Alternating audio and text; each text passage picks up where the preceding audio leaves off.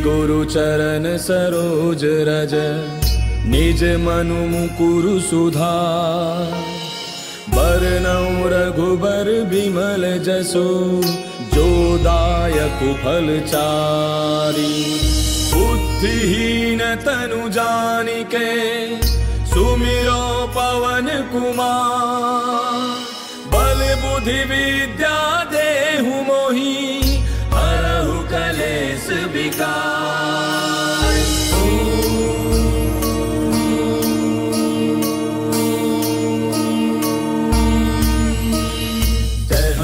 ज्ञान गुण सागर, जय कपीस तिहु लोक उजागर। रामदूत अतुलित बल धामा, अंजनी पुत्र पवन सुत नामा। महावीर विक्रम बजरंगी, कुमति निवार सुमति के संगी। कंचन बरन विराज सुबेसा, कानन कुंडल कुंचित केसा। हाथ वज्र और ध्वजा विराजय, कांधे मूंज जनेऊ साजय। शंकर सुवन केसरी नंदन, तेज प्रताप महाजग बंदन। विद्यावान गुणी अति चातुर, राम काज करिबे को आतुर। प्रभु चरित्र सुनिबे को रसिया, राम लखन सीता मन बसिया। सूक्ष्म रूप धरि सियहि दिखावा, विकट रूप धरि लंक जरावा। भीम रूप धरि असुर संहारे, रामचंद्र के काज समारे। लाय सजीवन लखन जियाए, श्री रघुवीर हर्षि उर लाए। रघुपति कीन्ही बहुत बड़ाई, तुम मम प्रिय भरतहि सम भाई। दास बदन तुम रोजस गावे, अस कहि श्रीपति कंठ लगावे। सनकादिक ब्रह्मादि मुनीसा, नारद सारद सहित ऐसा। जम कुबेर दिगपाल जहाते, कवि कोविद कहि सके कहाते।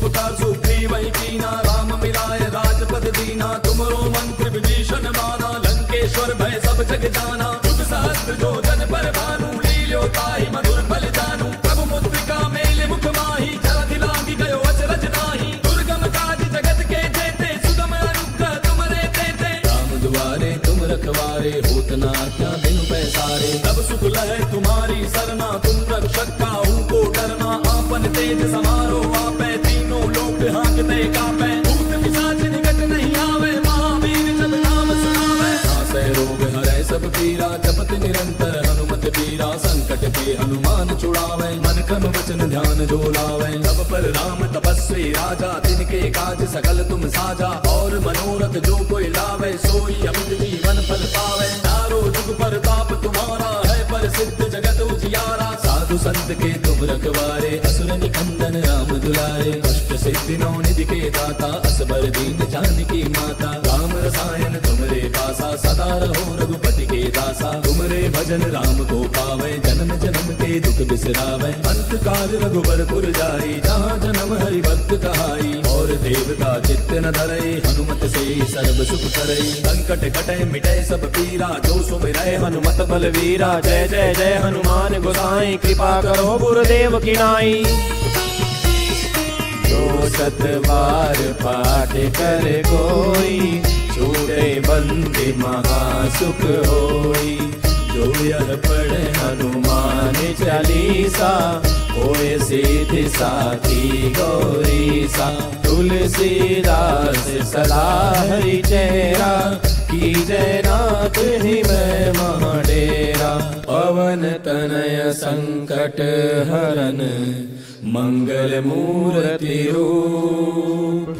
राम लखन सीता सहित, हृदय बसो सुरभूप। मेरे प्रभु राम जय जय राम, सिया प्रभु राम जय जय राम। मेरे प्रभु राम जय जय राम। हेलो हेलो हेलो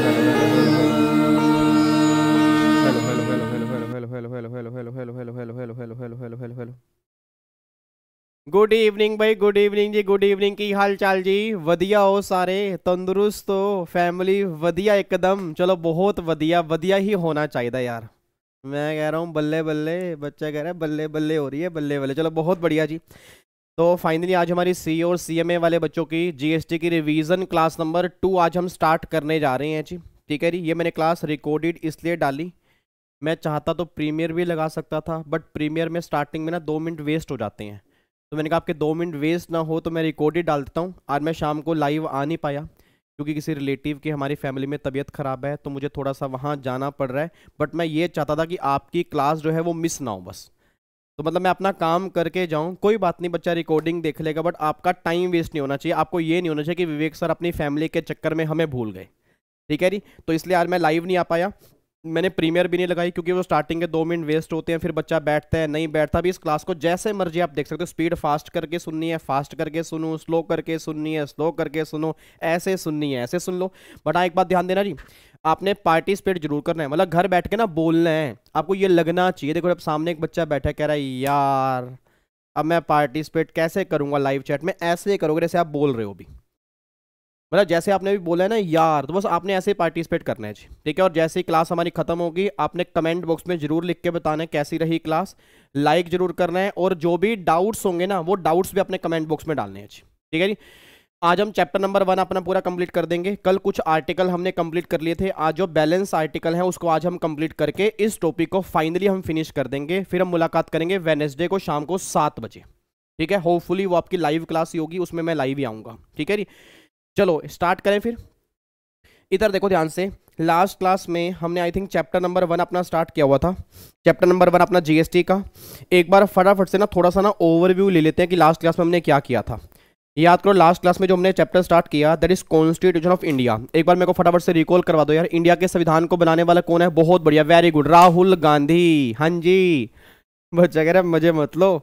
हाँ, वो तो आप लाइव नहीं हो तो ना हमें हंसता हुआ देख नहीं पा रहे आप, हम हंस रहे हैं इस टाइम। राहुल गांधी का नाम कैसे ले लिया? फिर बताओ ना कौन है इंडिया के संविधान को बनाने वाला? कौन है? Doctor BR Ambedkar. Effective date क्या है? 26 जनवरी 1950। इंडिया के संविधान की यूनिकनेस क्या? सबसे बड़ा संविधान हमारे इंडिया का है, जिसमें टोटल मिला के 395 आर्टिकल हैं और टोटल मिला के 12 शेड्यूल हैं। हमारे सिलेबस में CA और CMA के सिलेबस में 14 आर्टिकल हमें कवर करने हैं, 1 शेड्यूल हमें कवर करना है। अब 14 आर्टिकल की 3 कैटेगरी मैंने बनाई थी, ओल्ड आर्टिकल हो गया, न्यू आर्टिकल हो गया, अमेंडेड आर्टिकल हो गया। अब ओल्ड आर्टिकल सारे हम कंप्लीट कर चुके हैं। कौन कौन से? 245 डन, 246 डन, 248, 254, 265, 271, ये सारे के सारे आर्टिकल जो है इसको हम कंप्लीट कर चुके हैं। कल की क्लास में, कल जो हमने रिवीजन क्लास ली थी उसके अंदर हम कंप्लीट कर चुके हैं। एक बार आर्टिकल नंबर 245 रिकॉल करवा दो यार। आर्टिकल नंबर 245 में आपने क्या पढ़ा? आर्टिकल नंबर 245 कहता है extent of laws made by parliament और स्टेट असेंबली, मतलब पार्लियामेंट को जिस मैटर पे लॉ बनाने की पावर होगी वो इंडिया में कहां तक होगी? वो आते 245 में। स्टेट असेंबली को जिस मैटर पर भी लॉ बनाने की पावर होगी वो स्टेट में कहां तक होगी? वो सारी बातें 245 में। अच्छा, ऐसे कौन कौन से मैटर होंगे जहां पार्लियामेंट लॉ बनाएगी? ऐसे कौन से मैटर होंगे जहां स्टेट लॉ बनाएगी? वो सारी की सारी बातें 246 में निकल के आती हैं। Subject matter of laws made by parliament और state assembly, that is article number 246। अब अगर मैं आर्टिकल नंबर 248 की बात करूंगा तो आर्टिकल नंबर 248 में क्या लिखा कि अगर कोई मैटर कहीं पर भी कवर नहीं होगा तो बनाने वाली कौन होगी? पार्लियामेंट होगी। Entry number 97, list number 1, that is article number 248। फिर अगर मैं 254 की बात करूंगा, वो क्या कहता है? बोलो ना क्या कहता है? कह रहा अगर दोनों में हाथापाई हो जाए, अगर दोनों में हाथापाई हो जाए, पार्लियामेंट और स्टेट असेंबली के बीच में कन्फ्लिक्ट हो जाए, तो पार्लियामेंट जो होगी वो प्रीवेल कर जाएगी। बट अगर प्रेसिडेंट ने स्टेट को असेंट दे दी फिर स्टेट प्रीवेल कर जाएगी, दैट इज आर्टिकल नंबर 254।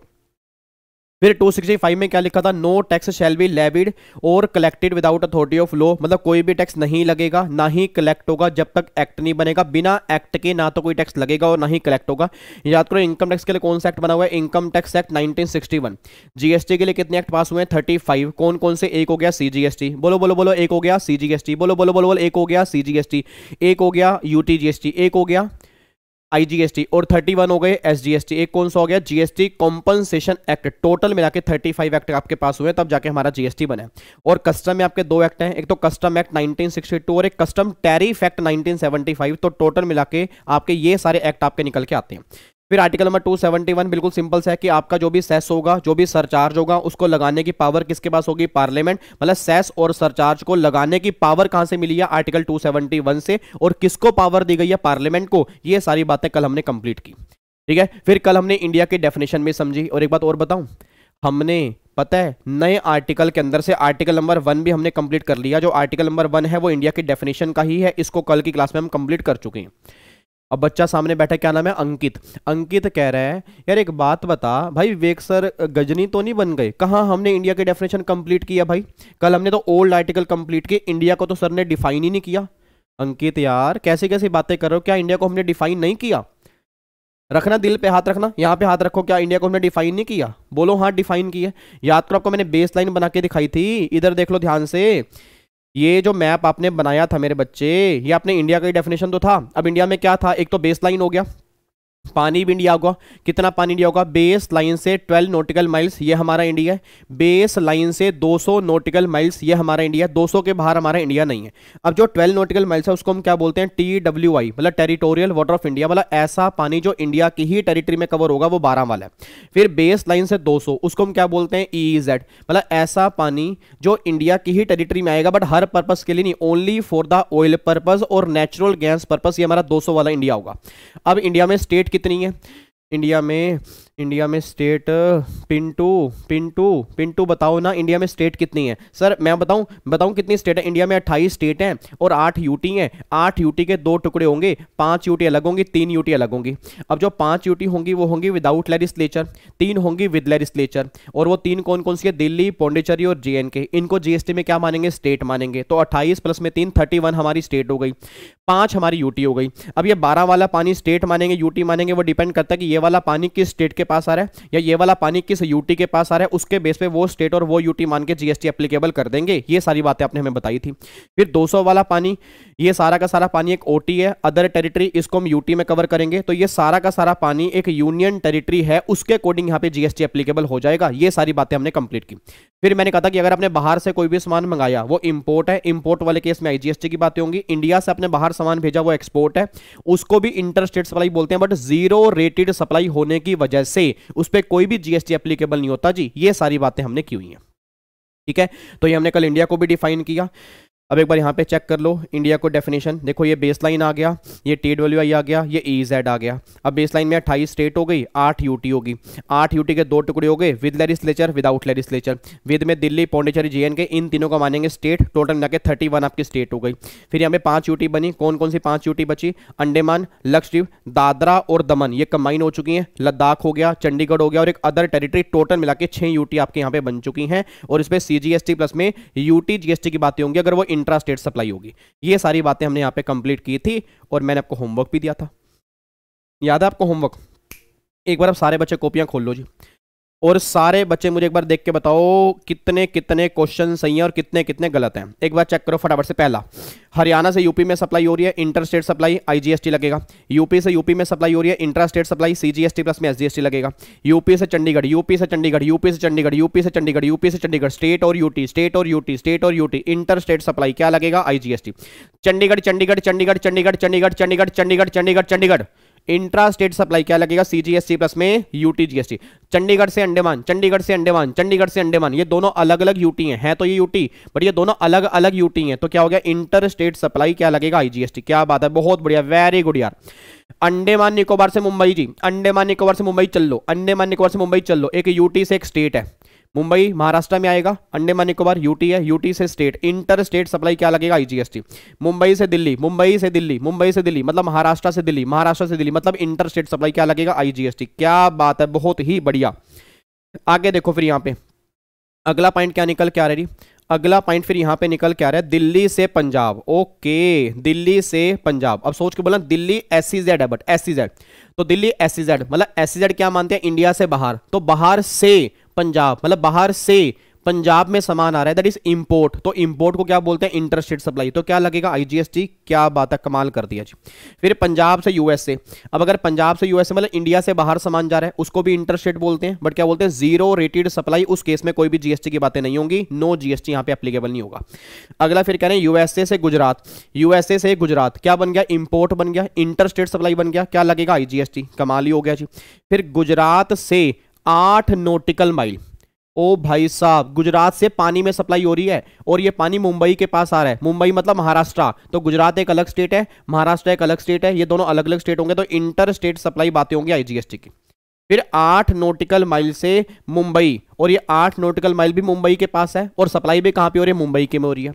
अब सोच के बोलो, 8 नॉटिकल माइल्स वाला जो पानी है वहां से आप सप्लाई कर रहे हो मुंबई में, और ये पानी भी मुंबई के पास आ रहा है, तो सोच के बोलना, दोनों महाराष्ट्र स्टेट हैं, that is intra state supply, तो क्या लगेगा CGST प्लस में SGST। अच्छा फिर JNK से लद्दाख, अब JNK को क्या मानते हैं, स्टेट मानते हैं, लद्दाख हमारी क्या है, UT है, तो स्टेट से UT क्या बन गया, इंटर स्टेट सप्लाई, तो क्या लग गया IGST। और अगर दादरा से दमन की बात करूंगा तो दादरा और दमन पहले अलग अलग UT होती थी, अब ये दोनों कंबाइन UT हो चुकी हैं, इसलिए यहां पे इंट्रा स्टेट सप्लाई बनेगी CGST प्लस में UTGST। ये सारी बातें आपकी निकल के आ रही हैं, झूठ मत बोलना, कसम लगे माता रानी की। आज से नवरात्र स्टार्ट है, नवरात्र की बहुत बहुत शुभकामनाएं आप सभी को। माता रानी मैं कह रहा हूं आपको CS CM में इसी अटेम्प्ट में क्लियर करवा दे, जिनके जब भी एग्जाम है बहुत बढ़िया नंबरों से आप पास हो जाओ। बट कोई बड़ा झूठ नहीं बोलेगा, जब ये रिवीजन क्लास खत्म होगी सबने, जितने बच्चे भी इस रिवीजन क्लास को देख रहे हैं, सबने, मैंने बोल दिया ना कसम है माता रानी की, तो सबने मुझे कमेंट बॉक्स में बताना है कि 15 में से कितने क्वेश्चन सही थे। ठीक है, वो आपके ऊपर है कि आप कसम का मान रखोगे नहीं रखोगे, बट जितने बच्चे भी रिवीजन क्लास देखेंगे अगर उनके 15 के 15 सही हैं फिर तो बहुत बढ़िया बात है, बट आपने फिर भी बताना है कि 15 में से कितने क्वेश्चन सही थे। और जो भी आपके डाउट होंगे वो भी आप कमेंट बॉक्स में लिख देना, उसको फिर मैं नेक्स्ट क्लास में उसको डिस्कस कर लूंगा, आपको प्रॉब्लम नहीं आएगी जी। ठीक है, तो ये आपका होमवर्क था, उम्मीद करूंगा आपने होमवर्क अब कंप्लीट कर लिया होगा। उसके बाद देखो इंडिया की डेफिनेशन, ये तो मैं कंप्लीट करवा ही चुका हूं जी, तो इसको दोबारा से यहाँ पे लिखा हुआ मैंने।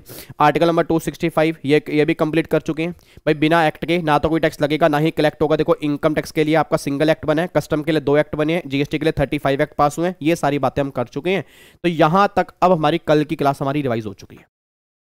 अब सुनना ध्यान से, मैं कहना क्या चाह रहा हूं जी, अब ये सारी बातें कंप्लीट करने के बाद ना आज हमें क्या करने हैं, आज हमें नए आर्टिकल करने हैं। एक तो आर्टिकल हमें करना है 246 कैपिटल ए, इसी से लिंक होता हुआ एक आर्टिकल हमें करना है 269 कैपिटल ए, फिर एक आर्टिकल हमें करना है 279 कैपिटल ए, फिर एक आर्टिकल करना है 366 12 ए, और फिर एक आर्टिकल 249, आर्टिकल 250 और एक आर्टिकल नंबर 270। बस आज ये आर्टिकल हमें कंप्लीट करके चैप्टर अपना फाइनली कंप्लीट कर देना। अब इन सारे आर्टिकल स्टार्ट होने से पहले ना, सबसे पहले जो आर्टिकल मैं स्टार्ट करवाने जा रहा हूं that is article number 366 12 A. Actual में आर्टिकल क्या है, इस आर्टिकल में ना GST की डेफिनेशन है, और मुझे पता नहीं ऐसा क्यों लग रहा है कि शायद GST की डेफिनेशन 99% बच्चों ने पढ़ी होगी, 0.1% बच्चे होंगे जिन्होंने शायद GST की डेफिनेशन ही ना पढ़ी हो। और अगर नहीं पढ़ी तो आर्टिकल नंबर 366 क्लोज नंबर 12 ए, इसमें डिफाइन किया कि what is the meaning of GST। अच्छा ये तो सब जानते हो कि GST की फुल फॉर्म क्या है, ये सबको पता है ना GST की फुल फॉर्म क्या है। हद हो गई यार, बच्चा कह रहा है गब्बर सिंह टैक्स। अरे राहुल गांधी वाली बातें मत करो भाई साहब, उन्होंने 20 रुपए लीटर में आटा बेच दिया था। लीटर में किलो में नहीं, वो लीटर में आटा बेचते हैं। 20 रुपए लीटर का आटा 40 रुपए लीटर हो गया, आलू डालते हैं सोना निकलता है। तो उनकी बातें मत करो, गब्बर सिंह टैक्स। एक बच्चा कह रहा है good night sweet dream take care. GST की फुल फॉर्म बताओ, GST का मतलब क्या है, गुड्स एंड सर्विसेज टैक्स। तो गलती से भी ना गुड्स एंड सर्विस टैक्स मत बोलना जी, मैं दोबारा कह रहा हूं GST को गुड्स एंड सर्विस टैक्स मत बोलना, that is goods and services tax. मतलब जो ऐसा टैक्स जो गुड्स के ऊपर भी एप्लीकेबल होगा, ऐसा टैक्स जो सर्विसेज पर भी एप्लीकेबल होगा, और एक सिंगल सर्विस नहीं सैकड़ों सर्विस होंगी जहां पे GST एप्लीकेबल होगा, इसको बोलते हैं गुड्स एंड सर्विसेज टैक्स। अब बच्चा ये बात कहते हैं सर जो आर्टिकल 366 12 ए में GST को डिफाइन किया गया, तो उसमें क्या डिफाइन किया गया, उसमें डिफाइन ये किया गया कि GST इज ए टैक्स। मतलब पहली बात GST जो है ना वो एक टैक्स है, GST एक ड्यूटी नहीं है। जैसे कस्टम जो है, कस्टम एक ड्यूटी है। एक्साइज क्या है, एक्साइज एक ड्यूटी है, कस्टम एक ड्यूटी है, बट GST जो है वो एक टैक्स है। तो आर्टिकल नंबर 366 12 में ये बात कहता है कि GST is a tax which is levied on goods और सर्विस और both, which is levied on goods और सर्विस और बोथ। मतलब पूरी लाइन ये लिखी हुई है, GST is a tax which is levied on supply, which is levied on supply of goods और सर्विस और both except the alcoholic liquor for human consumption. मतलब सिंपल सी लाइन लिखी है वहां पे कि GST जो है वो एक टैक्स है, किस पे लगेगा, सप्लाई पे लगेगा। सप्लाई किसकी होगी, या तो गुड्स की होगी या वो सर्विस की होगी या वो दोनों की सप्लाई होगी, but alcoholic liquor for human consumption उसकी सप्लाई पे GST एप्लीकेबल नहीं होगा। अब शराब की सप्लाई पे जीएसटी क्यों एप्लीकेबल नहीं है, इसको मैंने रेगुलर बैच में डिस्कस किया था, इसकी काफ़ी लंबी चौड़ी कहानी है, बट रिवीजन क्लास में हम उतनी डेप्थ में नहीं जाएंगे। बट थोड़ा सा आपको लॉजिक दे दूं मैं कि आप सब जानते हो शराब जो है वो स्टेट का मैटर है, और अगर शराब स्टेट का मैटर है तो स्टेट गवर्नमेंट ने पहले ही कहा था कि अगर जीएसटी लेके आना है तो शराब को आप जीएसटी में इंक्लूड नहीं करोगे। इसलिए फाइनली इनको बात माननी पड़ी, क्योंकि अगर ये बात नहीं मानते आज इंडिया में जीएसटी नहीं आता, इसलिए इनको लीकर को बाहर निकालना पड़ा। और आप सब जानते हो लीकर स्टेट का बहुत बड़ा रिवेन्यू है, तो सारी की सारी स्टेट ने बोला भाई साहब जीएसटी लेकर आना है, आज लेकर आ जाओ, बट हमारी कंडीशन है कि अल्कोहलिक लीकर पर तुम जीएसटी एप्लीकेबल नहीं करोगे।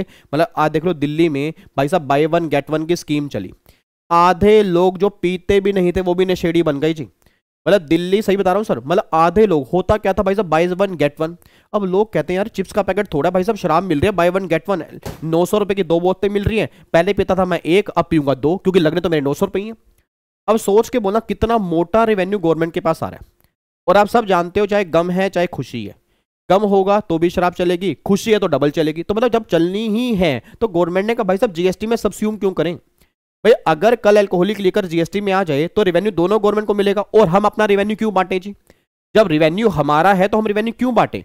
और अगर किसी ने शायद शराब की बोतल देखी हो, उस बोतल के ऊपर लिखा भी होता है only sale in Haryana, only sale in Delhi, only sale in UP, ऐसा करके लिखा होता है। उसका रीजन क्या है, क्योंकि जो भी सेल पे जो टैक्स लगेगा उसका रेवेन्यू जो है वो उस गवर्नमेंट के पास जाएगा जिस गवर्नमेंट, मतलब जिस स्टेट के अंदर वो शराब बिक रही है।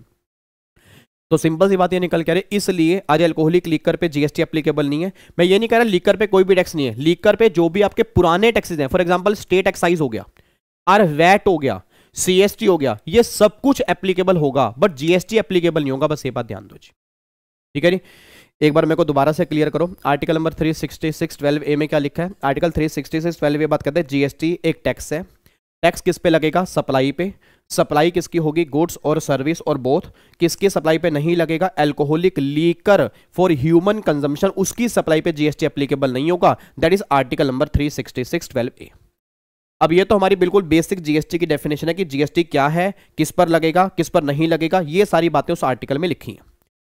बट मेरा एक क्वेश्चन आ रहा है, सामने एक बच्चा बैठा है, क्या नाम है आपका कमल नहीं, कोमल एक बच्चा बैठा है, कोमल कह रही है, कहती सर एक बात बताओ, भाई आपने कल भी हमें जीएसटी रिवाइज करवाया, आज भी आप हमें जीएसटी रिवाइज करा रहे हो, और आपने कल हमें कहा था कि जीएसटी जो है ना, क्योंकि जो कल हमने पढ़ा उसमें ना तो हमें लिस्ट 1 में दिखा, ना वो लिस्ट 2 में दिखा, ना वो लिस्ट 3 में दिखा।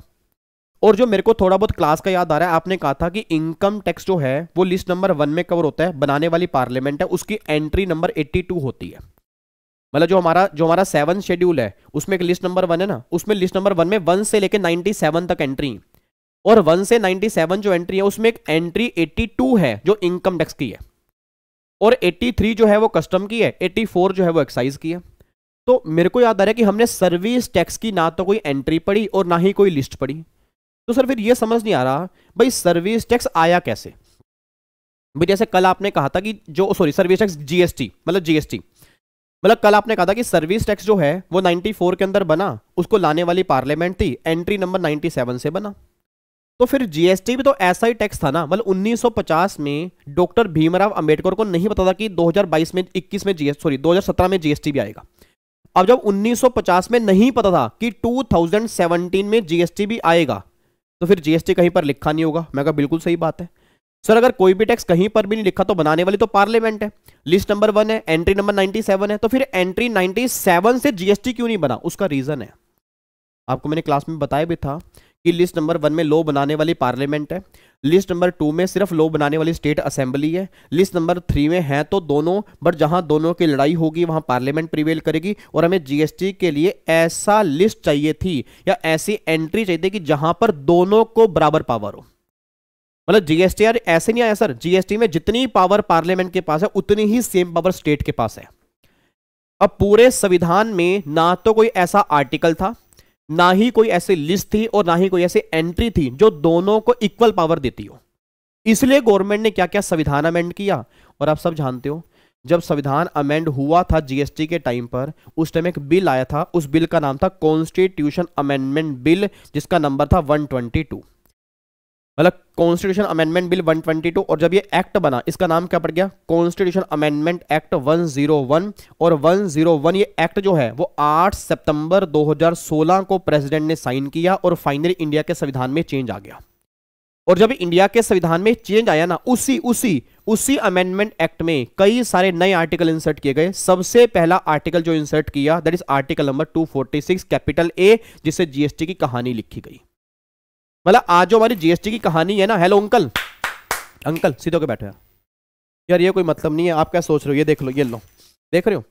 मतलब जब तक आपकी रिवीजन चलेगी तब तक ही मनाको चलेगा, जब तक आपकी रिवीजन चलेगी तब तक ही मनाको चलेगा सर। ये मनाको को मैं से खत्म नहीं होने दूंगा, चाहिए एक्सपायरी हो जाए, सिंपल सी बात है। और वो तब मिलेगा जब आप पार्टिसिपेट करोगे। हाँ मेरी समझ रहे हो ना, हंसने की बात नहीं है, मजाक नहीं कर रहा मैं बिल्कुल। मतलब ये कोई मतलब थोड़ा यार, तुम ऐसे बैठ जाओगे, पार्टिसिपेट कौन करेगा। आपको मैंने पहले भी कहा था कि आपने बोलना है, तो बोल के बताओ मेरे को, फटाफट से बताओ, क्या जीएसटी लिस्ट नंबर 1 में है, नहीं है। क्या जीएसटी लिस्ट नंबर 2 में है, नहीं है। क्या जीएसटी लिस्ट नंबर 3 में है, नहीं है। क्या जीएसटी किसी भी एंट्री में है, नहीं है। तो फिर जीएसटी कहां से बना, जीएसटी की कहानी जो है वो आर्टिकल 246 कैपिटल ए से लिखी गई। मतलब जीएसटी के सुनहरे अक्षर आर्टिकल 246 कैपिटल ए बनाया गया, उसका नाम रखा गया special provision with respect to GST. मतलब जो भी प्रोविजन बनेंगे जीएसटी से रिलेटेड वो सारे के सारे 246 कैपिटल ए से पावर लेके बनेंगे। अब जब 246 कैपिटल ए बनाया गया तो आर्टिकल नंबर 246 कैपिटल ए के ना 2 क्लोज हैं, एक तो क्लोज नंबर 1 है और एक क्लोज नंबर 2 है। अब क्लोज नंबर 1 जो है, क्लोज नंबर 1 में हमारी इंट्रा स्टेट सप्लाई कवर होती है और क्लोज नंबर 2 में हमारी इंटर स्टेट सप्लाई कवर होती है। अब जो भी हमारी इंट्रा स्टेट सप्लाई है उस पे लॉ बनाने की जिम्मेदारी पार्लियामेंट एंड स्टेट असेंबली दोनों की है। मतलब आर्टिकल नंबर 246A1 ये बात कहता है कि जो भी आपकी इंट्रा स्टेट सप्लाई होगी उस पे लॉ बनाने की जितनी जिम्मेदारी पार्लियामेंट की होगी ना, सेम जिम्मेदारी स्टेट असेंबली की भी होगी। मतलब parliament and state assembly has power to make law with respect to GST, ये बात गवर्नमेंट कहती है। तो आपको ये बात क्लियर होनी चाहिए कि यार इंडिया में जितने भी जीएसटी हैं सारे जीएसटी बनाने वाली पार्लियामेंट नहीं है, सारे जीएसटी बनाने वाली स्टेट असेंबली नहीं है, सारे जीएसटी बनाने वाली दोनों नहीं है। दोनों ने कौन सा बनाया, इंट्रा स्टेट सप्लाई पे लगने वाला जीएसटी, मतलब सीजीएसटी और एसजीएसटी, ये दोनों बनाने वाली पार्लियामेंट एंड स्टेट असेंबली है। और जो इंटर स्टेट सप्लाई पे आईजीएसटी एप्लीकेबल होगा उसको बनाने वाली सिर्फ पार्लियामेंट है। देखो यहां पे मैंने लिखा भी है intra state supply laws made by parliament and state assembly, और इंटर स्टेट सप्लाई की बात करूंगा लॉ मेड बाय पार्लियामेंट। अब यहां पे जीएसटी कौन सा लगेगा, सीजीएसटी या तो एसजीएसटी या यूटीजीएसटी, और वहां कौन सा लगेगा, आईजीएसटी। तो क्रक्स ये निकल के आ रहा है, क्रक्स ये निकल के आ रहा है कि सीजीएसटी, एसजीएसटी और यूटीजीएसटी ये बनाने वाली पार्लियामेंट एंड स्टेट असेंबली दोनों है। और अगर मैं आईजीएसटी की बात करूंगा ये बनाने वाली सिर्फ पार्लियामेंट होगी, बस ये बात ध्यान दो। अच्छा फिर एक बात मेरे को सोच के बताओ, क्या पेट्रोल पे आज जीएसटी लगता है, एक बार मेरे को बताओ यार। मतलब मान लिया मेरी लाइव चैट नहीं चल रही, बट एक बार मेरे को वहीं से बैठे बैठे बता दो, क्या पेट्रोल पे जीएसटी लगता है, पेट्रोल पे पेट्रोल पेट्रोल नहीं नहीं नहीं नहीं नहीं नहीं नहीं नहीं नहीं नहीं नहीं नहीं नहीं सर, नहीं नहीं नहीं नहीं लगता। Alcoholic liquor for human consumption इस पे भी नहीं लगता। और 5 पेट्रोलियम प्रोडक्ट होते हैं, याद करो, हाई स्पीड डीजल हो गया, एविएशन टरबाइन फ्यूल हो गया, मोटर स्प्रिट हो गया, 5 गुड्स होते हैं। उन 5 गुड्स पे जीएसटी एप्लीकेबल नहीं है। और आपको मैंने कहा था पेट्रोल पे जीएसटी अभी नहीं है, बाद में एप्लीकेबल हो जाएगा। जिस दिन जीएसटी काउंसिल रिकमेंड करेगी ना उस दिन से पेट्रोल पे जीएसटी लगना स्टार्ट हो जाएगा, बस ये बात ध्यान दो। तो देखो मैंने क्या लिखा है जी, अब ये ऊपर वाला जीएसटी एप्लीकेबल नहीं है इन गुड्स पे, petroleum crude, high speed diesel, motor spirit, उसके बाद natural gas, aviation turbine fuel. GST on these goods will be applicable when recommended by GST council, बस ये बात ध्यान दो। मतलब जब जीएसटी काउंसिल रिकमेंड करेगी ना, जब जीएसटी काउंसिल रिकमेंड करेगी उस दिन से पेट्रोल पे जीएसटी लगना स्टार्ट होगा, उससे पहले जीएसटी एप्लीकेबल नहीं होगा। तो मेरे को ये बताओ आर्टिकल 246 कैपिटल ए का क्रक्स क्या निकल के आ रहा है। क्रक्स भाई साहब ये निकल के आ रहा है कि आपकी सप्लाई 2 तरह की होती है, या तो सप्लाई होती है इंट्रा स्टेट सप्लाई या होती है inter state supply. Intra state supply पे लॉ बनाने वाली पार्लियामेंट एंड स्टेट असेंबली दोनों हैं। इंटर स्टेट सप्लाई पे लॉ बनाने वाली ओनली पार्लियामेंट है। और जहां दोनों है वहां सीजीएसटी, एसजीएसटी, यूटीजीएसटी की बातें होंगी। जहां सिर्फ पार्लियामेंट है वहां पे आईजीएसटी की बातें होंगी। और ये वाले जीएसटी 5 गुड्स पे नहीं लगेंगे, उस पे तब से लगेंगे जब जीएसटी काउंसिल रिकमेंड करेगी, उस पे तब से जीएसटी लगने स्टार्ट होंगे। नहीं, ये सारी बातें आपकी निकल के आती हैं। That is article number 246 capital A, बस ये बात ध्यान दो। अब एक बात मेरे को सोच के बताओ, एक बात मेरे को सोच के बताओ, इधर देखना ध्यान से, इधर। हेलो अंकल, अंकल इधर इधर, अरे 2 मिनट इधर तो देखो ना। ये देखो यहाँ पे क्या लिखा है, अरे बहुत बढ़िया बात लिखी है, अरे देख के जाना। हेलो अंकल 2 मिनट रुक तो जाओ यार, इधर देखो ना। अब यहां पे चेक करना कितनी बढ़िया बात लिखी है कि इंट्रा स्टेट सप्लाई पे जीएसटी बनाने वाले दोनों हैं और इंटर स्टेट सप्लाई पे जीएसटी बनाने वाली सिर्फ पार्लियामेंट है। अब जहां इंट्रा स्टेट सप्लाई होगी वहां जीएसटी कौन सा लगेगा, सीजीएसटी प्लस में एसजीएसटी या सीजीएसटी प्लस में यूटीजीएसटी। और जहां पे इंटर स्टेट सप्लाई होगी वहां पे क्या लगेगा, आईजीएसटी। ये बात तो क्लियर है। अब आप मुझे बता सकते हो कि आईजीएसटी जो है वो क्या है, मतलब आईजीएसटी जो है वो क्या है। बहुत बढ़िया, वेरी गुड भाई साहब, वेरी गुड, मतलब कमाल हो गया भाई साहब। बच्चा कह रहा है आईजीएसटी एक टैक्स है।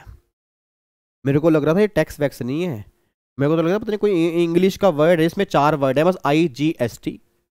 अरे नालायक, ये तो मुझे पता आईजीएसटी टैक्स है, मतलब आईजीएसटी है क्या। याद कर लो यार, कुछ तो याद कर लो, क्लास के नोट्स ही खोल के देख लो, उसमें एक लाइन लिखी होगी आपने, मैंने क्लास में लिखवाई थी। क्या लिखवाई थी, IGST is a sum total of CGST plus में एसजीएसटी या सीजीएसटी प्लस में यूटीजीएसटी। मतलब आईजीएसटी जो है ना, आईजीएसटी जो है वो इन दोनों का सम टोटल है। मतलब अगर 9 रुपए सीजीएसटी है, 9 रुपए एसजीएसटी है, तो टोटल मिला के 18 रुपए आईजीएसटी है। अगर 6 रुपए सीजीएसटी है, 6 रुपए एसजीएसटी है, टोटल मिला के 12 रुपए एसजीएसटी आईजीएसटी है। बस ये बात ध्यान दो। तो IGST is nutshell is a sum total of CGST and SGST.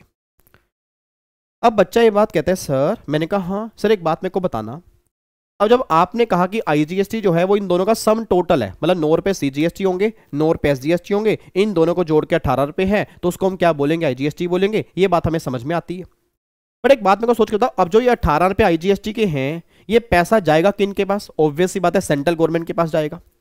भाई जब सीजीएसटी का पैसा सेंट्रल के पास जा रहा है, स्टेट का पैसा सेंट्रल के पास जा रहा है, तो ये 18 रुपए IGST that is central level tax, इसका रेवेन्यू जो है वो सेंट्रल गवर्नमेंट के पास ही जाएगा। बट मेरा पूरी क्लास से क्वेश्चन है, हेलो भैया, हेलो भैया, भैया बस बस बस खत्म है। अब जो 18 रुपए आपने आईजीएसटी को सेंट्रल गवर्नमेंट को दिए, जो 18 रुपए आपने आईजीएसटी के सेंट्रल गवर्नमेंट को दिए, बस इतना बोल देना, क्या वो सारे पैसे सेंट्रल गवर्नमेंट खुद रखेगी या आगे वो अपोर्शन भी करेगी। ऑब्वियस सी बात है अपोर्शन भी करेगी भाई, सिंपल। जब जब इन दोनों का सम टोटल है तो इसमें आईजीएसटी में अगर 18 रुपए है ना, तो 9 रुपए वो सेंट्रल के हैं, 9 रुपए वो स्टेट के हैं। अब इसका अपोर्शनमेंट करना जरूरी है। ये बात कहां लिखी है, आर्टिकल 269 कैपिटल ए।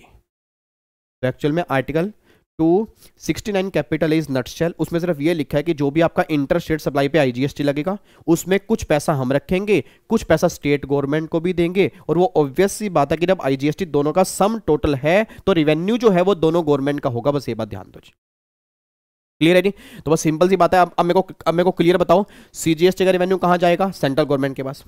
एसजीएसटी का रिवेन्यू कहां जाएगा, स्टेट गवर्नमेंट के पास। आईजीएसटी का रिवेन्यू कहां जाएगा, सेंट्रल गवर्नमेंट के पास। बट क्या उसके फर्दर 2 पोर्शन होंगे, नहीं होंगे? यस होंगे भाई। आधा हिस्सा कहां जाएगा, सेंट्रल, आधा कहां जाएगा, स्टेट। ये सारी बातें आर्टिकल 269 कैपिटल ए में लिखी है कि आईजीएसटी का अपोर्शनमेंट कैसे करना है, ये सारी बातें वहां पे लिखी हैं। ठीक है जी। तो देखो अब दो नहीं, मेरे ख्याल से 3 आर्टिकल हमारे कंप्लीट हो चुके हैं। आर्टिकल 366 12A जीएसटी की definition, article number 246 capital A कहां से हमारा जीएसटी बना, और article number 269 capital A IGST की अपोर्शनमेंट कैसे करेंगे, ये सारी बातें भी हमें समझ में आ गई हैं। अब सुनना ध्यान से, मैं कहना क्या चाह रहा हूं जी। अब एक बार यहां पे चेक करो कौन सा आर्टिकल हमारा खत्म हो गया। तो आर्टिकल नंबर देखो जी, आर्टिकल नंबर हमारा 246A खत्म हो गया, 269A खत्म हो गया, 366 12A खत्म हो गया, आर्टिकल 1 इंडिया के डेफिनेशन ये तो हमारा कल ही खत्म हो गया था। तो अब 1 2 3 4 ये 4 आर्टिकल हमारे बचे हैं।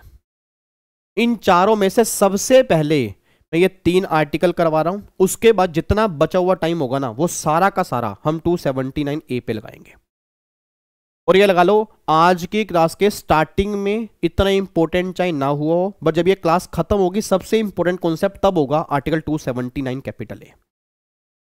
तो आपने स्टार्टिंग में देखी नहीं देखी, कितनी देखी, इस टाइम बीच में आप मेरी स्पीड फास्ट कर चुके हो, मैं इतनी तेज तेज बोल रहा हूँ, या कई बच्चे स्पीड स्लो कर चुके हैं, मैं उसमें बोल रहा हूँ आर्टिकल 279 है, ठीक है। अब आपके ऊपर कई बच्चे नॉर्मल स्पीड करके बैठे हैं तो मैं नॉर्मल सुन रहा हूँ। अब जिन बच्चों ने लास्ट वाला नहीं देखा ना, उन्होंने बहुत कुछ मिस कर दिया, बट उससे पहले, वहां तक पहुंचने से पहले आपको थोड़ा वेट और करना पड़ेगा, क्योंकि 3 आर्टिकल हमें कंप्लीट करने हैं छोटे छोटे, 249, 250 एंड आर्टिकल नंबर 270। जब ये तीनों खत्म हो जाएंगे फिर मैं आर्टिकल 279 कैपिटल ए पे आऊंगा, जीएसटी काउंसिल वाले पे। एक बात मेरे को सोच के बताना चाहिए। अब सबसे पहला जो है दैट इज आर्टिकल नंबर 249। पहले इसको डिस्कस करते हैं कि आर्टिकल नंबर 249 है क्या। बिल्कुल बच्चों वाला, सर एग्जाम में बनेगा 0 में से 0% चांस, एग्जाम में बनेगा, बिल्कुल बनेगा। कितने चांस हैं? 0 में से 0%। आर्टिकल 250 0 में से 0%। आर्टिकल 270 इसके फिर भी चांसेस हैं। आर्टिकल 279 कैपिटल है, उसके 100% चांस है। अब मैं इन दोनों के 0 में से 0 चांस क्यों कह रहा हूं? क्योंकि एक्चुअल में ना इसमें जो अमेंडमेंट्स आई हैं वो अमेंडमेंट किसी काम की है नहीं। एक बात मेरे को सोच के बताओ, आप सब जानते हो लिस्ट 1 के मैटर पे लॉ बनाने वाला कौन है? कोशिश करो, लिस्ट 1 के मैटर पर, मतलब जो मैटर आपके लिस्ट 1 में होते हैं, लिस्ट 1 में उस पे लॉ बनाने वाला कौन है? पार्लियामेंट। जो मैटर आपके लिस्ट 2 में होते हैं उस पे बनाने वाली कौन है? State assembly. ये बात क्लियर है? पर लिस्ट 1 में पार्लियामेंट है, लिस्ट 2 में स्टेट है। तो क्या पार्लियामेंट के मैटर जो लिस्ट 1 में है, क्या उस पे स्टेट असेंबली कभी लॉ बना सकती है? मतलब ही पैदा नहीं होता भाई। लिस्ट 1 के मैटर पे लॉ बनाने की जिम्मेदारी हमेशा किसकी होगी? पार्लियामेंट की होगी। अब बच्चा कह रहा है सर पार्लियामेंट के मैटर पे स्टेट असेंबली लॉ नहीं बना सकती, बट क्या स्टेट असेंबली के मैटर पे पार्लियामेंट लॉ बना सकती है? Answer is no. अगर मैं सिंपल सी बात करूं, लिस्ट 1 में पार्लियामेंट है जी, लिस्ट 2 में स्टेट है। जहां पे पार्लियामेंट बैठी है वो सारे मैटर आपके लिस्ट 1 में आने हैं, और लिस्ट 2 में जो मैटर होंगे वो सारे के सारे स्टेट असेंबली के पास होंगे। मेरी बातें समझ में आती हैं? अब मेरा क्वेश्चन निकल के आ रहा है, मेरे क्वेश्चन का आंसर दोगे? क्वेश्चन ये आपने कहा जी लिस्ट 1 में स्टेट असेंबली नहीं जा सकती और लिस्ट 2 में पार्लियामेंट नहीं जा सकती, बट 2 केस ऐसे हैं जहां लिस्ट 2 के मैटर पर पार्लियामेंट लॉ बना सकती है। 2 केस ऐसे हैं जहां लिस्ट 2 के मैटर पर पार्लियामेंट लॉ बना सकते हैं। वो 2 केस कौन से हैं? आर्टिकल 249 और आर्टिकल नंबर 250। अब आर्टिकल नंबर 249 में क्या लिखा है? आर्टिकल 249 में लिखा है अगर कोई मैटर नेशनल इंटरेस्ट के लिए अच्छा है, अगर कोई मैटर नेशनल इंटरेस्ट के लिए अच्छा है, मतलब उससे देश का भला होगा, उससे देश आगे बढ़ेगा, तो उस केस में अगर पार्लियामेंट चाहे तो लिस्ट 2 के मैटर पे लॉ बना सकती है। बट वो भी कब बनाएगी? अगर स्टेट असेंबली, मतलब स्टेट गवर्नमेंट जो है उसके मेंबर जो है 66.67% अगर वोटिंग फेवर में आ जाए तभी पार्लियामेंट लॉ बनाएगी, नहीं तो नहीं बनाएगी जी। मतलब एक मैटर नेशनल इंटरेस्ट के लिए अच्छा है और मेजर स्टेट कहती हैं, मतलब 66.67% वोटिंग फेवर में आती है कि हाँ पार्लियामेंट लॉ बना दे, तो पार्लियामेंट लॉ बना सकती है। ये आर्टिकल 249 में लिखा है। और आर्टिकल 250 कहता है कि अगर कोई केस इमरजेंसी का है, जैसा आपको पता हो एक बार देश में ना इमरजेंसी लग गई थी इंदिरा गांधी के टाइम में, तो मान लो कोई इमरजेंसी सिचुएशन आ गई, उसमें स्टेट असेंबली के बस का लॉ बनाना इमीडिएटली नहीं है। पार्लियामेंट कहते हैं कि हम यहां लॉ बना देंगे और स्टेट चाहती है पार्लियामेंट बना दे, तो वहां पे विदाउट एनी वोटिंग, क्योंकि जब इमरजेंसी की बात होगी तो वहां पे वोटिंग की बात नहीं होगी।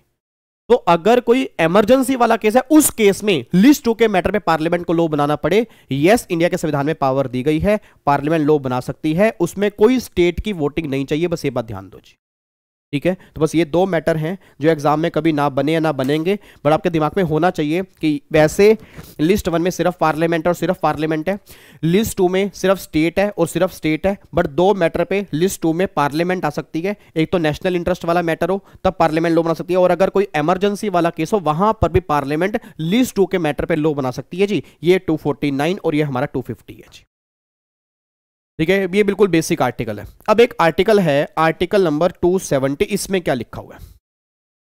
अब अगर मैं आपको आर्टिकल नंबर 270 दिखाऊं तो आर्टिकल 270 जो है ये आपके सामने है।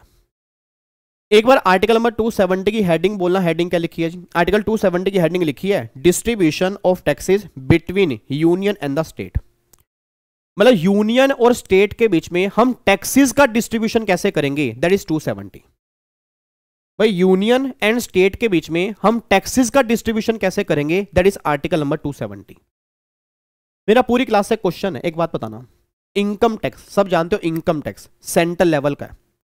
इनकम टैक्स सेंट्रल लेवल का है, रेवेन्यू किसके पास जाएगा? सेंट्रल गवर्नमेंट के पास जाएगा। कस्टम ड्यूटी सेंट्रल लेवल की है, रेवेन्यू किसके पास जाएगा? सेंट्रल गवर्नमेंट के पास जाएगा। अब मेरा पूरी क्लास से क्वेश्चन है, जब इनका रेवेन्यू सेंट्रल गवर्नमेंट के पास जाएगा तो क्या इनका पैसा सारा का सारा सेंट्रल गवर्नमेंट खुद रखती है या कुछ पैसा वो स्टेट को भी देती है? बता दो मुझे। मेरा क्वेश्चन ये है, आज अगर मान लो पूरे इंडिया से इनकम टैक्स के 100 रुपए आए, ये मेरा बच्चा नींद आ रही है? हाँ मेरा बच्चा, मेरा बाबू, लोरी सुना दूं आपको? हैं, सुना दूं लोरी आपको? नींद आ रही है? नींद नहीं आ रही है ना आपको? हाँ, पेपर तो अगले अगले अगले मई जून में है। नहीं नहीं, इस नवंबर में नहीं, अगली जून में। हालात तो वही लग रहे हैं आपके, अगली जून मई वाले। आंखों में जैसे आपकी नींद झपक रही है, मतलब हमें यहाँ नींद नहीं आ रही है, एग्जाम आपके हैं। मैं कह रहा हूँ कि किसी भी तरह से क्लास मिस ना हो जाए, बस क्लास बच्चे के पास पहुंचनी चाहिए। बच्चा कह रहा है पहुंचा दी ना आपने, अब आपका काम खत्म, हमारा काम है क्लास देखते हुए सोना। जो करना कर लो। ये बैठे सामने, तोड़ दो कैमरा अपना। हाँ बोलो बोलो, क्या कर लोगे हमारा? ओ माय गॉड, अभी बता रहा हूं क्या कर लूंगा। इधर देखो ध्यान से, एक बात मेरे को सोच के बताओ। तो क्वेश्चन ये निकल के आ रहा है कि अगर पूरे इंडिया से इनकम टैक्स का रेवेन्यू मान लो 100 रुपए का आया, तो अगर 100 रुपए आपने सेंट्रल गवर्नमेंट को दिए, तो क्या वो सेंट्रल गवर्नमेंट 100 रुपए अपनी जेब में डाल के रखेगी या कुछ पैसा वो स्टेट को भी देगी?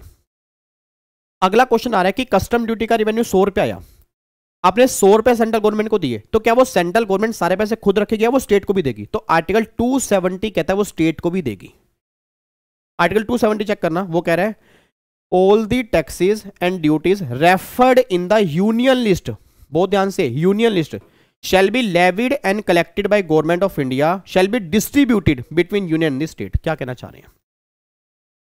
क्या कहना चाह रहे हैं सर? वो ये बात कहना चाह रहे हैं कि जितने भी टैक्स और ड्यूटी आपके लिस्ट 1 में है। हेलो भैया, बहुत बड़ी बात बोलती सर, बहुत बड़ी बात बोलती। मैं कह रहा हूं कमाल कर दिया जी। कह रहे हैं लिस्ट 1 में आपके जितने भी टैक्सेस हैं, जितनी भी ड्यूटीज हैं, उसको लगाने वाली सेंट्रल गवर्नमेंट होगी, बट सेंट्रल गवर्नमेंट लगाने और कलेक्ट करने के बाद ना उसका रेवेन्यू जो है वो स्टेट गवर्नमेंट को भी डिस्ट्रीब्यूट करेगी। तो मतलब वो ये बात कहना चाह रहे हैं कि लिस्ट 1 में जो भी टैक्स होंगे उसको लगाने वाली सेंट्रल गवर्नमेंट है, कलेक्ट करने वाली सेंट्रल गवर्नमेंट है, बट रेवेन्यू जो है वो स्टेट गवर्नमेंट को भी दिया जाएगा। बस ये बात ध्यान दो जी, ये बातें आपके यहां पे लिखी हैं। बच्चा कह रहा है ठीक है सर, कोई दिक्कत वाली बात नहीं, कर देंगे डिस्ट्रीब्यूट। इसमें इतनी बड़ी बात कौन सी आपने बोल दी? इसमें तो सारी बातें पता ही थी। बट मेरा क्वेश्चन ये निकल के आ रहा है, अगर सीजीएसटी है और एसजीएसटी है, तो एसजीएसटी का रेवेन्यू स्टेट गवर्नमेंट के पास जाएगा, क्या इसमें से वो सेंट्रल गवर्नमेंट को पैसा देगी कुछ? आंसर इज नो, ये बात तो सब जानते हैं। बट अगर सीजीएसटी का रेवेन्यू आपने सेंट्रल गवर्नमेंट को दिया, क्या उसमें से कुछ पैसा स्टेट गवर्नमेंट को जाएगा? क्वेश्चन बहुत बड़ा बोला मैंने, क्वेश्चन बहुत बड़ा बोला, एग्जाम में क्वेश्चन बन जाएगा जी। कि सीजीएसटी का रेवेन्यू सेंट्रल गवर्नमेंट को दिया, क्या सेंट्रल गवर्नमेंट आगे इस पैसे को स्टेट गवर्नमेंट को डिस्ट्रीब्यूट करेगी नहीं करेगी? क्वेश्चन नंबर 1 ही है। फिर क्वेश्चन 2 ये आ रहा है, आईजीएसटी है, इसकी अपॉर्शनमेंट होगी आर्टिकल 269 कैपिटल ए, सीजीएसटी और एसजीएसटी। ये पैसा स्टेट को जाएगा, स्टेट का ही है। अब जो अपॉर्शनमेंट में सेंट्रल गवर्नमेंट को मिला, क्या इसकी आगे अपॉर्शनमेंट स्टेट गवर्नमेंट को होगी नहीं होगी? सेकंड क्वेश्चन ये निकल के आ रहा है, बताओ जी। सामने एक बच्चा बैठा है, ओमकार, ओमकार है, आकृति है, अदिति है, खुशी है, ये अंकित सामने बच्चा बैठा है, क्या नाम है आपका? गौरव है, और पिंटू है, कई बच्चे सामने मेरे बैठे हैं। तो आप मुझे आंसर दो। क्वेश्चन मेरा ये निकल के आ रहा है, क्या हम सीजीएसटी का रेवेन्यू सेंट्रल गवर्नमेंट को देने के बाद क्या आगे स्टेट को देंगे नहीं देंगे? आईजीएसटी के 2 टुकड़े होंगे, सीजी और एसजी। तो एसजी वाला तो स्टेट का है, सीजी वाला जो सेंट्रल गवर्नमेंट के पास जाएगा, क्या उसमें से कुछ पैसा स्टेट गवर्नमेंट को दिया जाएगा नहीं दिया जाएगा? तो मेरे ख्याल से काफी सारे बच्चों का आंसर आ रहा है नो नो नो। एक बार दोबारा बोला, आपने क्या बोला? No no no. एक बार फिर बोला, आपने क्या बोला? No no no. मैंने कहा नो क्यों भाई, नो क्यों? अरे सर कैसी बात कर रहे हो, जब 9 रुपए सीजीएसटी के हैं और 9 रुपए एसजीएसटी के, दोनों के बराबर पैसे हैं ना। जब दोनों के बराबर पैसे हैं तो 9 रुपए सेंट्रल गवर्नमेंट क्यों स्टेट को देगी? मैंने कहा ये आपका दिल कह रहा है ना, ये आपका दिल ही तो कह रहा है। दिल तो पागल है, दिल दीवाना, दिल का क्या है? दूसरा बच्चा कहता है सर नहीं नहीं नहीं, नहीं दिल दिल दिल विल दिल विल कोई नहीं कह रहा, दिल विल कुछ नहीं है सर, दिल विल कुछ नहीं होता, दिल विल कुछ होता ही नहीं है सर। आप यहां चेक करो लो में क्या लिखा है। लो कह रहा है जो टैक्स आपके यूनियन लिस्ट में होंगे वो डिस्ट्रीब्यूट होंगे। आप ये बताओ सीजीएसटी लिस्ट 1 में कहां है? कहां है लिस्ट 1 में सीजीएसटी? आपने कहा आईजीएसटी का सेंट्रल वाला वो लिस्ट 1 में कहां है? और जब जीएसटी लिस्ट 1 में ही नहीं है तो आप डिस्ट्रीब्यूट कैसे करोगे? अब बताओ मेरे को। मैंने कहा बात तो तुम्हारी सही है भाई, अगर वो लिस्ट 1 में ही नहीं है तो कैसे डिस्ट्रीब्यूट करेंगे? क्योंकि आर्टिकल 270 वहां पे एप्लीकेबल ही नहीं है। बट अब सुना प्रॉब्लम क्या आती थी। इधर देखो प्रॉब्लम क्या निकल के आ रही है। सर एक बात मेरे को सोच के बताओ, आज जो इंडिया में जीएसटी है, क्या मुझे बताओगे आज जो हमारा इंडिया में जीएसटी है, जीएसटी आने से पहले इंडिया में कितने टैक्स थे, बताना मुझे। भाई जब इंडिया में जीएसटी नहीं था तो जीएसटी से पहले इंडिया में कितने टैक्स थे? इंडिया में 17 टैक्सेस थे। अगर आपको बताओ इन 17 टैक्सेस में ना, इन 17 में 9 टैक्स आपके सेंट्रल गवर्नमेंट के थे, 8 आपके स्टेट गवर्नमेंट के थे। भाई 9 टैक्स आपके सेंट्रल गवर्नमेंट के हैं, 8 आपके स्टेट गवर्नमेंट के। अब जब इंडिया में जीएसटी नहीं था और जो 9 टैक्स सेंट्रल गवर्नमेंट के थे वो लिस्ट 1 में आते थे, और जब इंडिया में जीएसटी नहीं था जो 8 टैक्स स्टेट गवर्नमेंट के थे वो लिस्ट 2 में आते थे। अब एक बात मेरे को सोच के बताना, जो टैक्स आपके लिस्ट 2 में आते होंगे उसका रेवेन्यू स्टेट गवर्नमेंट के पास जाता होगा, और वो होता भी स्टेट गवर्नमेंट का होगा। बट जो टैक्स आपके लिस्ट 1 में होंगे उसका रेवेन्यू सेंट्रल गवर्नमेंट के पास जाता होगा, बट क्या स्टेट गवर्नमेंट को मिलता होगा? नहीं मिलता होगा। मेरे बच्चे मैं कहना चाह रहा हूं जीएसटी आने से पहले जो 9 टैक्स सेंट्रल गवर्नमेंट के थे वो लिस्ट 1 में होंगे, उसका रेवेन्यू सेंट्रल गवर्नमेंट के पास जाता होगा। क्या उसमें से स्टेट को मिलता होगा? नहीं मिलता होगा। यस मिलता होगा, क्योंकि आर्टिकल 270 लग जाता होगा। भाई आर्टिकल 270 ने क्या बोला? जो लिस्ट 1 के टैक्स हैं वो डिस्ट्रीब्यूट होंगे, तो लिस्ट 1 में तो ये होंगे। अब क्या हुआ, इन 9 को खत्म करके इंडिया में आ गया सीजीएसटी, इसको खत्म करके इंडिया में आ गया एसजीएसटी। इसका रेवेन्यू स्टेट गवर्नमेंट के पास जा रहा है, स्टेट का है, बात समझ में आती है, पहले भी सेम था। बट क्वेश्चन ये निकल के आ रहा है कि जो सीजीएसटी है उसका रेवेन्यू सेंट्रल गवर्नमेंट को जा रहा है, और अगर स्टेट गवर्नमेंट को नहीं जाएगा तो स्टेट क्या बोलेगी? भाई साहब अरे सुनन लाग रहे के, हेलो अंकल सुन लो, गवर्नमेंट के कहने लाग रही, गवर्नमेंट करी भाई साहब ऐसा है जीएसटी दफा कर दे, जीएसटी ना आना चाहिए। गवर्नमेंट करी क्यों भाई, जीएसटी तो आवेगा आवेगा। कह रहा भाई साहब किस तरह आ जाएगा, जब जीएसटी नहीं था थारे 9 टैक्स थे, हम ते कुछ पैसा दे में थे, इब थारा जीएसटी आ गया, तम कहने लाग रहे सारा पैसा हमारा है, हम थाने नहीं देवेंगे। तो भाई एक्चुअल में सीजीएसटी है क्या? एक बार सीजीएसटी खोल के देखो, जैसे ही सीजीएसटी खोलोगे नीचे 9 टैक्स गिरेंगे, और जो 9 टैक्स गिरेंगे वो लिस्ट 1 में थे, तो हमें पैसा मिलता था। अब थाने सीजीएसटी का पैसा मानने डिस्ट्रीब्यूट करना पड़ेगा।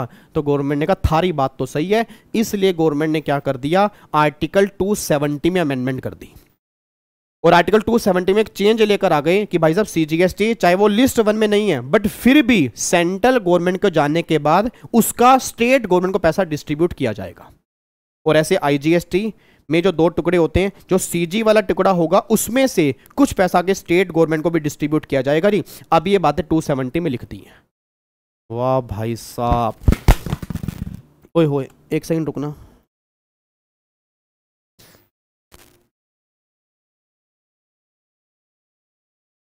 एक मिनट रुको यार, सेल चेंज कर लूं, बैटरी नहीं है इसमें।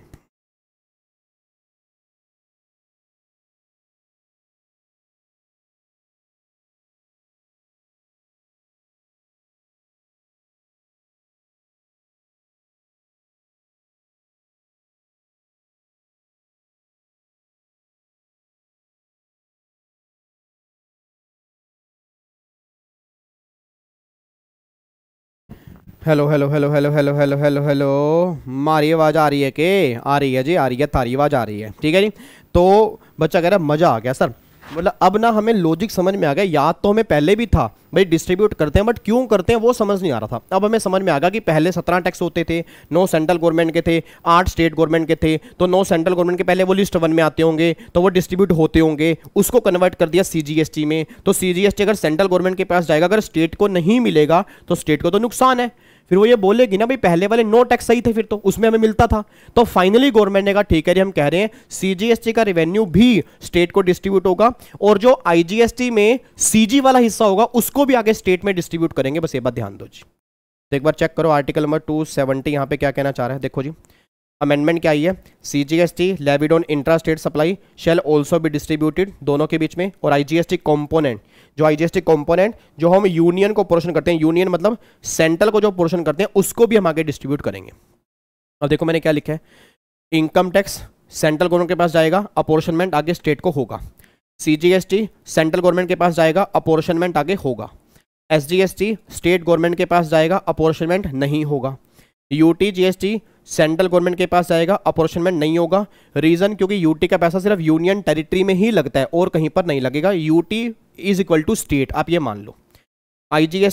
आईजीएसटी के सेंट्रल गवर्नमेंट के पास जाएगा, 2 टुकड़े होंगे, कौन कौन से, सीजी और एसजी। ये 2 टुकड़े होंगे। बात किसने लिखी, आर्टिकल 269 कैपिटल है, ये तो अपॉर्चनमेंट हो गया।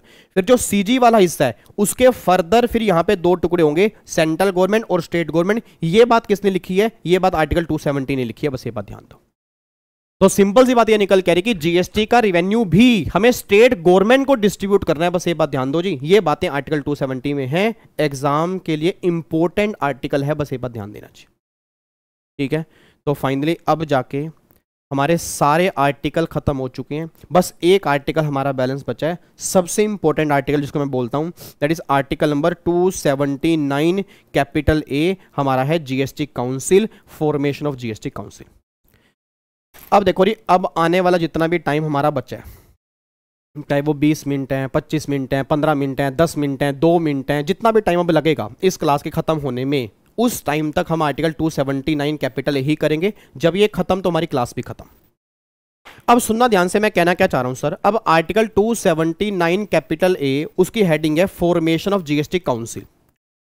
एक बात मेरे को सोच के बताना, आप में से किस किस बच्चे ने कभी जीएसटी काउंसिल का नाम सुना हुआ है? बस मेरे को ये बता दो, किस किस बच्चे ने जीएसटी काउंसिल का नाम सुना हुआ है? एक बार हैंड रेस करना, एक बार सारे बच्चे हाथ खड़ा करो। बहुत बढ़िया, मतलब ऑलमोस्ट काफी सारे बच्चे हैं जिन्होंने जीएसटी काउंसिल का नाम सुना हुआ है। अच्छा, एक्चुअल में जीएसटी काउंसिल है क्या? जीएसटी काउंसिल एक बॉडी है और वो एरी गैरी बॉडी नहीं है। GST council is a constitutional body, मतलब इंडिया के संविधान से जो बॉडी बनी वो हमारी जीएसटी काउंसिल है। अब ये बॉडी क्यों बनाई गई भाई? ऑब्वियस सी बात है, जब जीएसटी को बनाने वाली दोनों गवर्नमेंट हैं, सेंट्रल और स्टेट है, तो अमेंडमेंट्स जो जीएसटी में आएंगे वो भी कौन लेकर आएगा? दोनों लेके आएंगे। अब अगर दोनों अमेंडमेंट्स लेकर आएंगे तो गवर्नमेंट ने क्या बोला, इसके लिए एक बॉडी बना देते हैं, उसका नाम रखेंगे जीएसटी काउंसिल, और जो भी जीएसटी में अमेंडमेंट्स होंगी ना वो जीएसटी काउंसिल की रिकमेंडेशन से होंगी, उसके बिना कोई भी जीएसटी में चेंज नहीं आएगा। और आप तभी चेक करना, कहीं पर भी जीएसटी में अमेंडमेंट्स की बात होती है, क्या लिखा होता है? एज अमेंडेड बाय या as recommended by GST council. अब जीएसटी काउंसिल क्या है? मतलब जो भी जीएसटी में चेंजेस करने हैं वो इसकी रिकमेंडेशन के बिना हो ही नहीं सकते। अब बच्चा कह रहा है सर जीएसटी काउंसिल को बनाने की पावर किसको दी गई थी? आपको बता दूं, जब इंडिया का संविधान चेंज हुआ तो आपको मैंने कहा था एक कॉन्स्टिट्यूशन अमेंडमेंट एक्ट पास हुआ था 8 सितंबर 2016 को। मैंने अभी आपको बताया था ना, प्रेसिडेंट के साइन हुए थे। तो जब ये एक्ट बना 8 सितंबर 16 को प्रेसिडेंट के साइन हुए, इसमें एक आर्टिकल लिखा गया 279 कैपिटल ए, और उसमें लिखा गया कि हम प्रेसिडेंट को, हम देश के राष्ट्रपति को 60 दिन का टाइम दे रहे हैं कि वो जीएसटी काउंसिल बनाए। देश के फाइनेंस मिनिस्टर नहीं, हम देश के राष्ट्रपति को 60 दिन का टाइम दे रहे हैं कि वो जीएसटी काउंसिल बनाए। और आपको जान के हैरानी होगी, 8 तारीख को हमारा एक्ट पास हुआ था, 10 सितंबर को हमारी जीएसटी काउंसिल फॉर्म हो गई थी, और 12 सितंबर को जीएसटी काउंसिल नोटिफाइड भी हो गई थी। मतलब देख लो सर, मतलब मैं समझाना क्या चाह रहा हूं कि जीएसटी की तैयारी जो है ना, जीएसटी की तैयारी वो आज की नहीं है, पिछले कई सालों से वो चल रही है।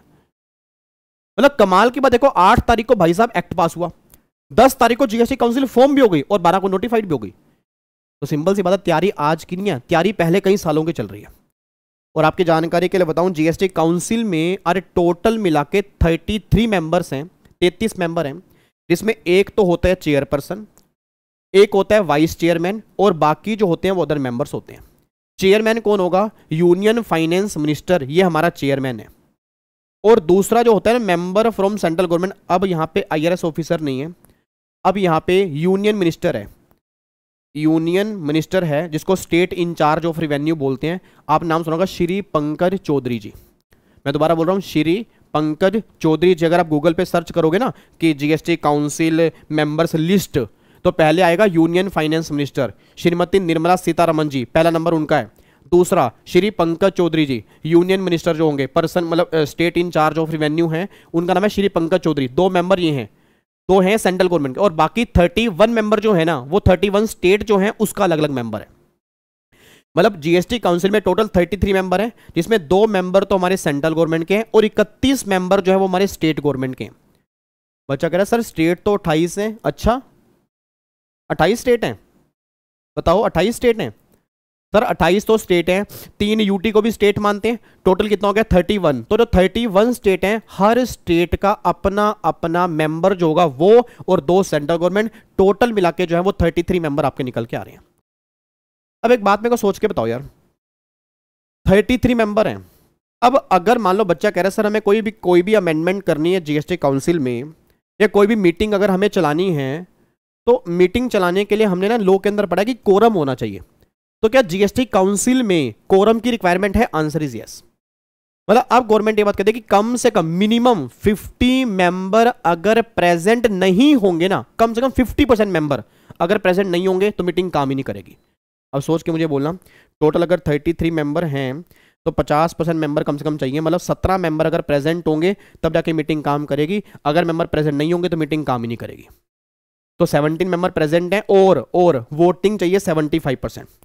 मतलब अगर कोई भी डिसीजन अप्रूव करना है तो 75% अगर वोटिंग फेवर में होगी तो यहां पे मीटिंग में डिसाइड जो करेंगे वो अप्रूव होगा, नहीं तो वो जो डिसाइड करना है वो अप्रूव ही नहीं होगा अगर 75% से कम वोटिंग फेवर में होगी।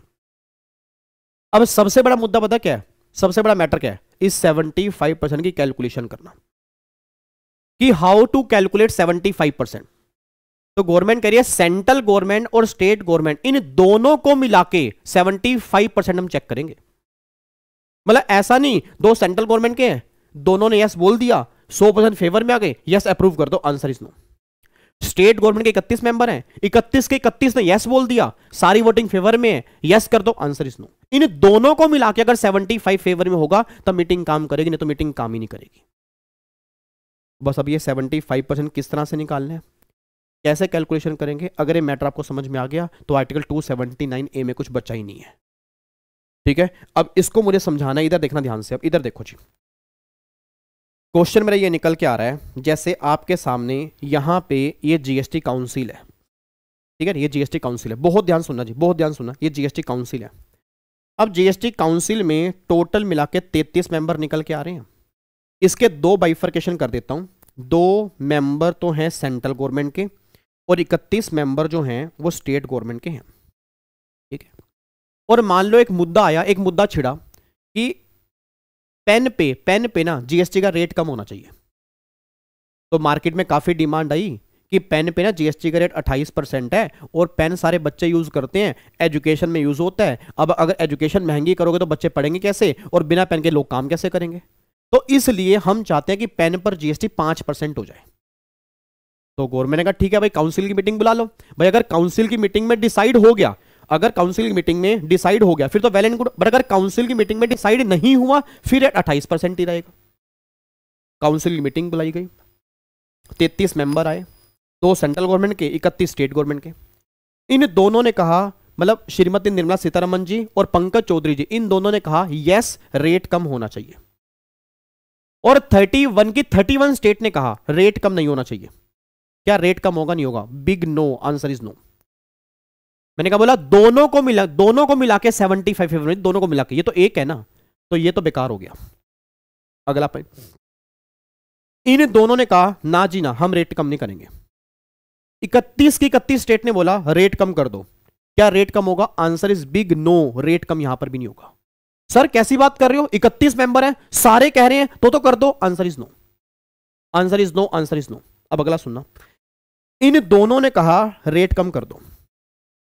31 में से 24 मेंबर ने कहा रेट कम कर दो, 7 मेंबर ने कहा नहीं जी हम रेट कम नहीं चाहते, हम रेट चाहते हैं 28% ही रहे।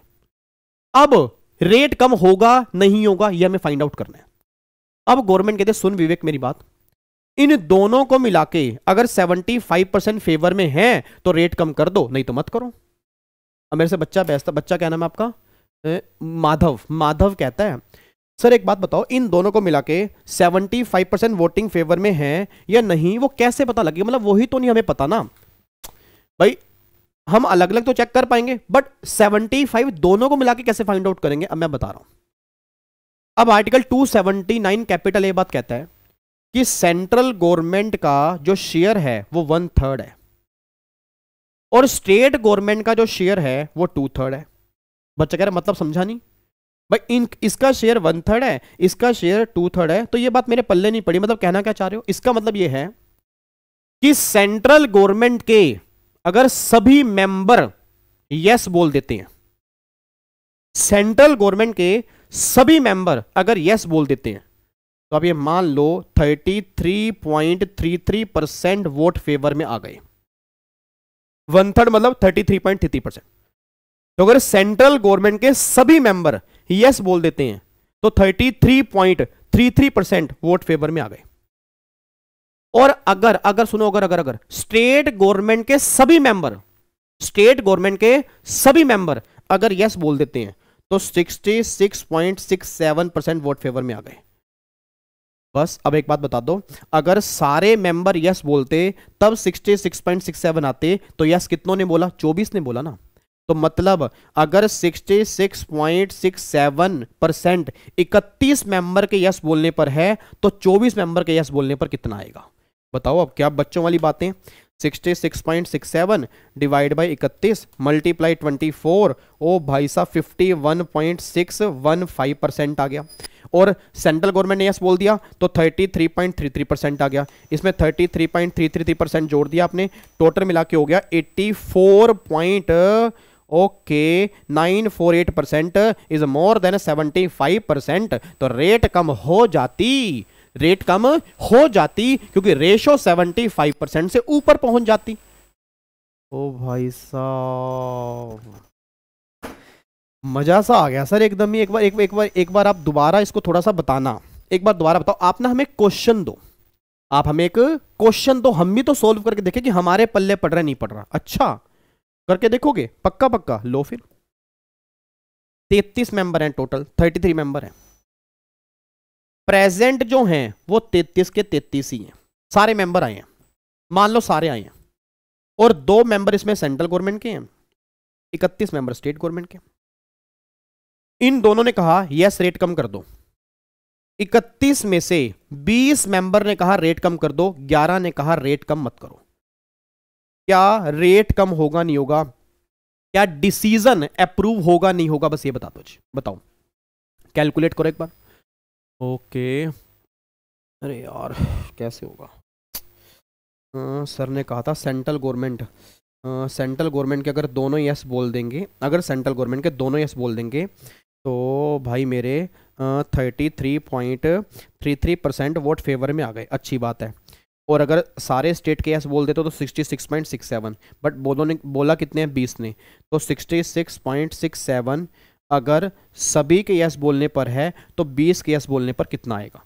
तो 66.67 डिवाइड बाई 31 मल्टीप्लाई 20, ओहो ये हो गया 43.012 प्लस में 33.3333 हो गया, ओके 76.346 इज मोर देन 74%, 75%।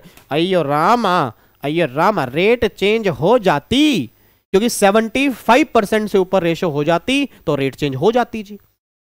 ठीक है, तो यहां पर भी रेट चेंज हो जाएगा, कोई दिक्कत वाली बात नहीं, क्योंकि रेशो आपके 75 से ऊपर हो चुके हैं। इस तरह से कैलकुलेशन करते हैं।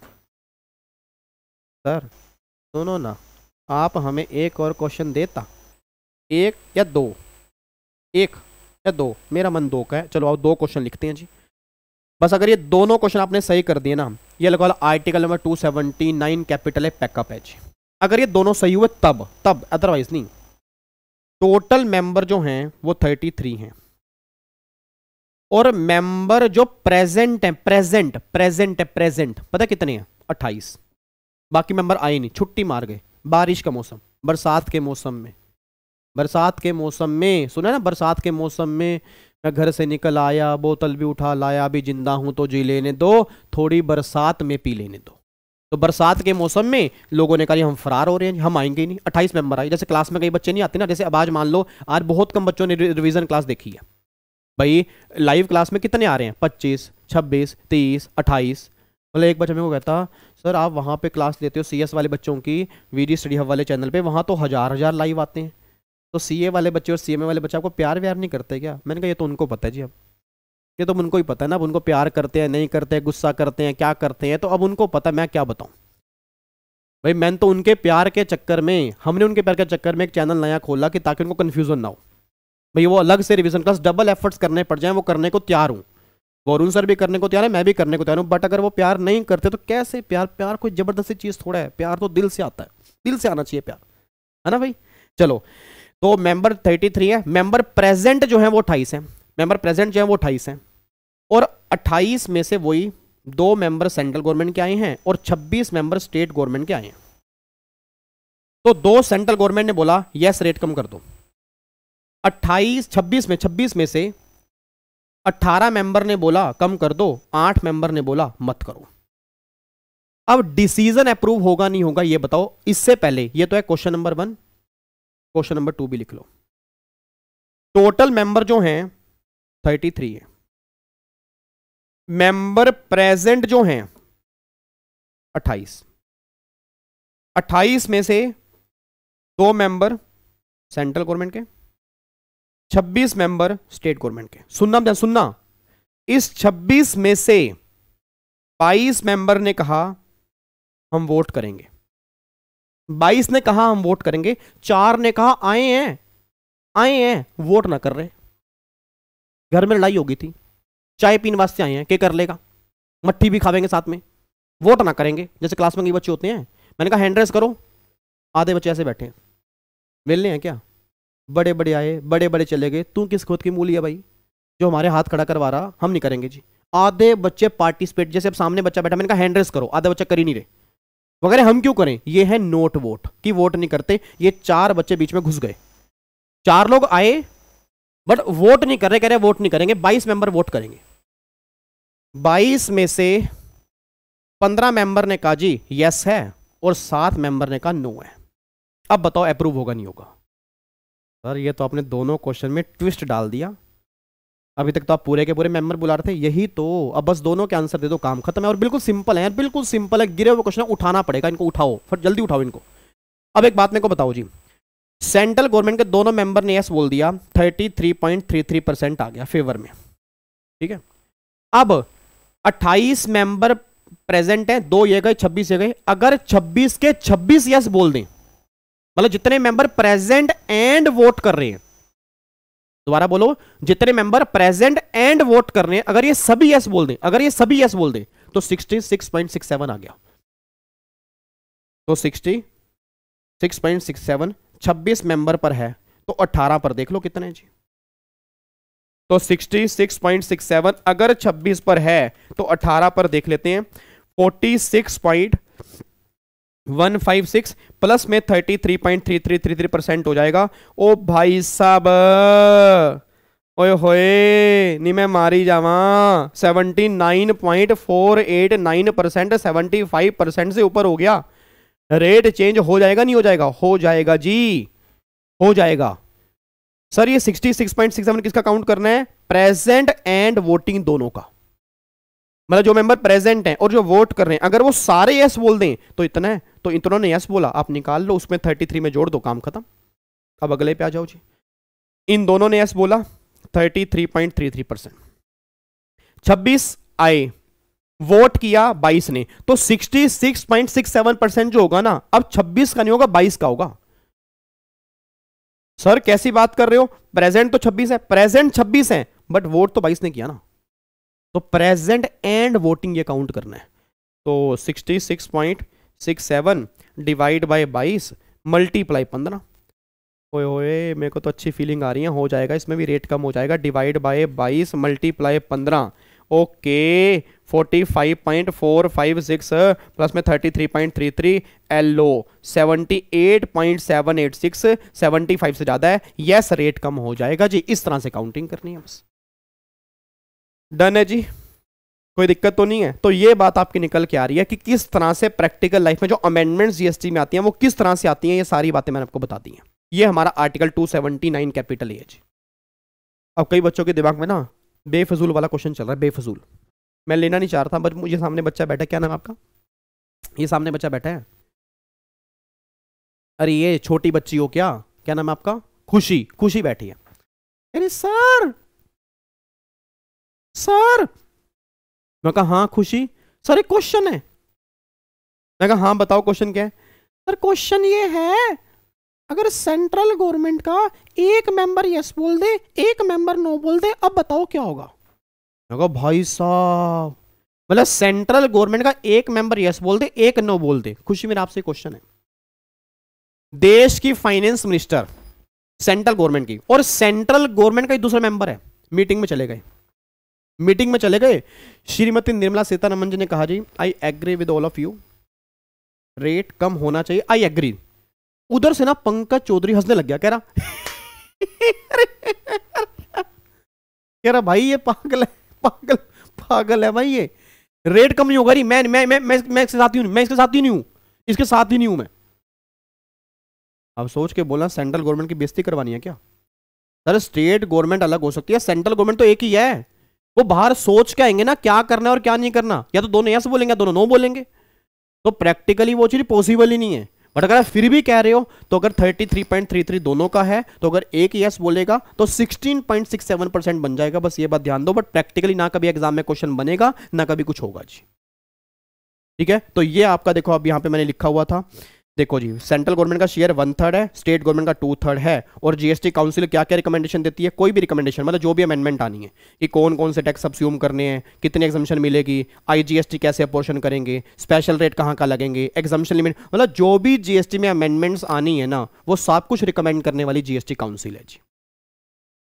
अब एक एग्जाम्पल 1 दिया हुआ है, 33 मेंबर है, प्रेजेंट है 16, तो 16 मतलब कोरम ही पूरा नहीं है तो मीटिंग काम ही नहीं करेगी। देखो जी मैंने लिख दिया ना कोरम ही रिक्वायरमेंट। अब मेंबर 33 है, प्रेजेंट है 25, सेंट्रल गवर्नमेंट के दोनों ने बोला यस, 23 ने बोला नो, तो भी कोई फायदा नहीं है क्योंकि 33.33 हमें 75 चाहिए, मीटिंग काम ही नहीं करेगी जी।